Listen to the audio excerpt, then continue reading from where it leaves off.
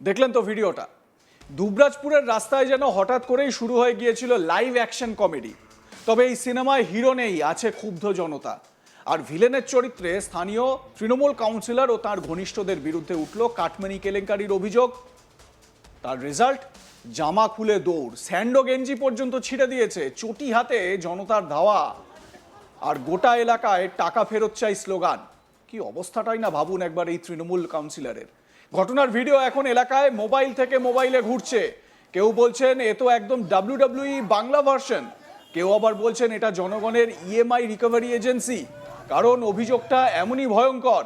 আবাস যোজনার ঘর পাইয়ে দেওয়ার নামে গরিব মানুষের কাছ থেকে হাজার হাজার টাকা নেওয়া হয়েছে।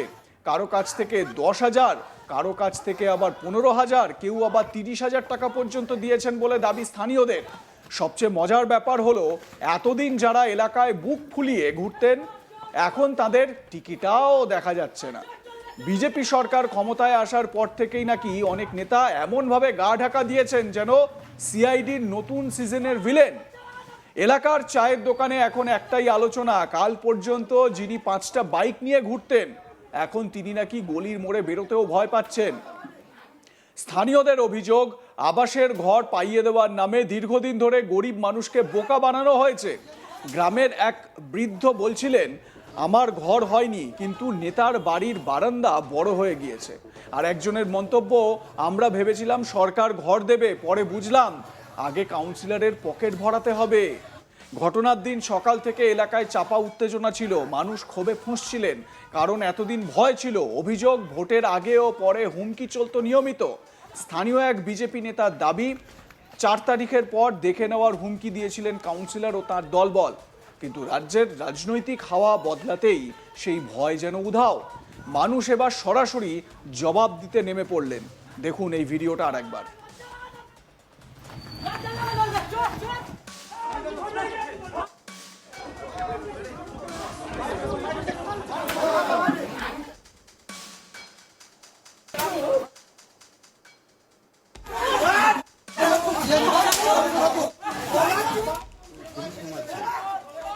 স্থানীয় বিজেপি নেতা, তিনি কি অভিযোগ করছেন, তার কি বক্তব্য শুনুন। আজকে যে মানুষের কাছে কাটমানি নিয়েছে আমাদের ওয়ার্ডের কাউন্সিলর এবং ধনু মাস্টার, দোলন ঠাকুর, তাদের ঘরে যে জনবসতি যেটা হয়েছে, পয়সা ফেরতের জন্য গিয়েছিল। আমাদের গরিব মানুষের পয়সা, জলের কলের জন্য 7,000 টাকা করে নিয়েছে, 3,000 টাকা কাটমানি নিয়েছে। ওই কাটমানির বিরুদ্ধে আজকে আমাদের যে জনসাধারণ তারা গিয়েছিল। স্থানীয় বাসিন্দারা কি বলছেন, অমিত মণ্ডল নামে ওই এলাকারই এক মানুষ কি বলছেন শুনুন। কাটমানির কোনো কথা ছিল না, এইগুলো তো সরকার থেকে ঘর আসছে, কিন্তু ওরা এক একজনকে ঘর দেওয়ার জন্য 20,000 30,000 করে বলে তোমাকে তবে বাড়ি দেবো, যতই গরিব লোক হোক তবে ওরা বাড়ি দিয়েছে। এই ওয়ার্ডের তৃণমূলের ওয়ার্ড সভাপতি ধনঞ্জয় গড়াই নিজের নামেই অন্তত 7টা থেকে 8টা বাড়ি। আমার সহকর্মী শান্তনু এ বিষয়ে তার প্রতিবেদনে কি বলছেন শুনুন। 2021-এর ঘটনা পুনরাবৃত্ত না হলেও 2026-এ তৃণমূল কিন্তু বারবার বিপাকে পড়ছেন। এবার দেখা গেল যে বীরভূম জেলার দুবরাজপুর পুরসভার অন্তর্গত ভাস্কর রুজ সঞ্জয় গড়াই তৃণমূল নেতা। ভাস্কর রুজ হচ্ছে দুবরাজপুর পুরসভার পুর সদস্য অর্থাৎ কাউন্সিলর, এবং তারই অনুগামী সাগরেদ সঞ্জয় গড়াই। এদের বিরুদ্ধে কিন্তু আম জনতা ক্ষুব্ধ হয়ে রয়েছে। কেন ক্ষুব্ধ হয়ে রয়েছে না, যে প্রধানমন্ত্রী আবাস যোজনা, যা বাংলার আবাস যোজনা, মমতা বন্দ্যোপাধ্যায়ের আবাস যোজনা বলে তৃণমূল গভর্নমেন্ট বারবার প্রচার চালিয়েছে। সেই আবাস যোজনার বাড়ির জন্য বিভিন্ন মানুষের কাছে, প্রাপকদের কাছ থেকে কখনো 10,000, কখনো 30,000, কখনো 20,000, কখনো 25,000 টাকা কিন্তু নিয়েছে এই তৃণমূল নেতাকর্মীরা। কেন নিয়েছে, কী কারণে নিয়েছে, তার কোনো সদার্থক উত্তর তাদের কাছে কিন্তু নেই এই মুহূর্তে। আর তখন যখন প্রাক্তন মুখ্যমন্ত্রী মমতা বন্দ্যোপাধ্যায় ঘাসফুল চিহ্নের সরকার থাকাকালীন এই মানুষদের কোনো প্রশ্ন করার সুযোগ ছিল না। মূলত তার জন্যই তারা চুপচাপ যা চাইতো তৃণমূল নেতা, কাউন্সিলর, মন্ত্রী, কর্মীরা, আম জনতা, সাধারণ নাগরিক চুপচাপ সেই অর্থ কিন্তু দিয়ে দিত। দেওয়ার পর এবার কিন্তু এসেছে প্রশ্ন করা এবং প্রশ্নের উত্তর দেওয়ার দিন। 2026-এ যখন বঙ্গে গেরুয়াময় হয়েছে, 2021-এর ভোট পরবর্তী যে হিংসা, সেই ঘটনা পুনরাবৃত্ত না হলেও 2026-এ কিন্তু তৃণমূলের নেতা, মন্ত্রী, কর্মীদের প্রশ্নের মুখে পড়তে হচ্ছে। আর সে প্রশ্ন করছে আম জনতা, দেশের নাগরিক, সাধারণ নাগরিক, যে নাগরিককে তৃণমূলের নেতা, কর্মী, মন্ত্রীরা শোষণ করেছে দিনের পর দিন, যাকে এর কারণেই কিন্তু তারা এবার ক্ষুব্ধ হয়েছে। কি ঘটেছে বীরভূমের দুবরাজপুর এলাকায়? দুবরাজপুর বিধানসভায় ঘটেছে যে তৃণমূলের নেতাকে একেবারে গলিতে জামা খুলে একেবারে জুতো পেটা করতে করতে ছুটানো হচ্ছে। আর সেই ছবি কিন্তু এখন এই মুহূর্তে ইন্টারনেটে একদম ভাইরাল হয়ে পড়িয়েছে। এর মাঝেও কিন্তু নানান মন্তব্য শোনা যাচ্ছে। এই দুবরাজপুরেই কিন্তু তৃণমূলের কাউন্সিলর সাগর কুণ্ডু, তাকে দেখা গিয়েছে হাতে রুমাল নিয়ে কাঁদতে কাঁদতে পাড়ার এলাকার বাসিন্দাদের সাথে ঘোরাফেরা করতে। তিনি স্পষ্ট জানিয়েছেন তিনি পথ ছাড়ছেন, কিন্তু তিনি আমজনতার পাশে থাকবেন।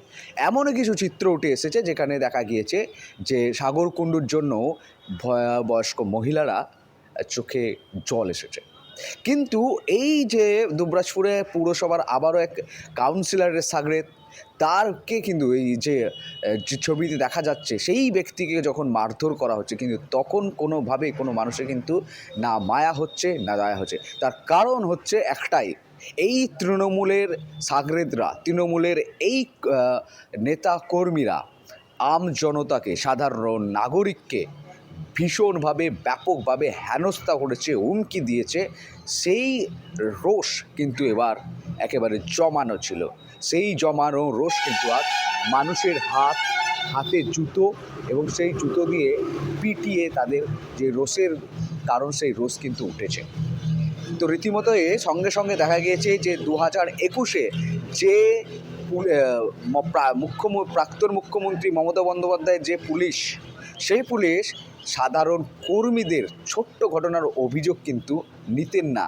কারণ এমপি এমএলএ অনুব্রত মণ্ডলের নির্দেশ থাকতো যে বিজেপির কোনো কর্মীদের অভিযোগ নেওয়া যাবে না। তো রীতিমতো এই যে দুবরাজপুরের ঘটনা, যেখানে আম জনতা রোষে জুতো পেটা করছে তৃণমূলের কর্মীকে, তৃণমূলের কাউন্সিলরের সাগরেদকে, কিন্তু সেই ঘটনায় যে কেন্দ্রীয় বাহিনী এবং রাজ্য পুলিশ সকলে গিয়েই কিন্তু উদ্ধার করেছে এই তৃণমূলের নেতাকে। তো রীতিমতো বলা যাচ্ছে 2021-এর ভোট পরবর্তী হিংসা পুনরাবৃত্ত না হলেও 2026-এ বঙ্গে গেরুয়া সরকার আসতে, গেরুয়া ঝড় বড় হওয়ার পর সাধারণ মানুষ, আম জনতা কিন্তু সওয়াল জবাব করছে তৃণমূলের নেতা কর্মীদেরকে। সেই প্রশ্নটা কি? সেই প্রশ্নটা হচ্ছে, কেন নেওয়া হয়েছিল উন্নয়নের নামে কাটমানি, তোলামানি? এই সওয়াল জবাবই করছে আম জনতা।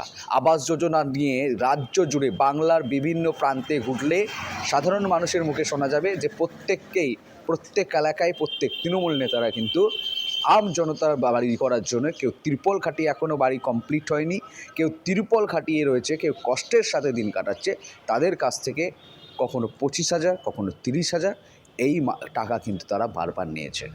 এবার এসেছে সময় সাধারণ নাগরিক, তৃণমূলের নেতা কর্মী এবং তৃণমূল ঘনিষ্ঠ ব্যবসায়ী, কন্ট্রাক্টর সকলকে কিন্তু প্রশ্ন করা হচ্ছে যে কেন সেদিন এত টাকা নেওয়া হয়েছিল। আপনাদের মতামত জানান, দেখতে থাকুন আজ তাক বাংলা, সাবস্ক্রাইব করুন আমাদের ইউটিউব চ্যানেলটি।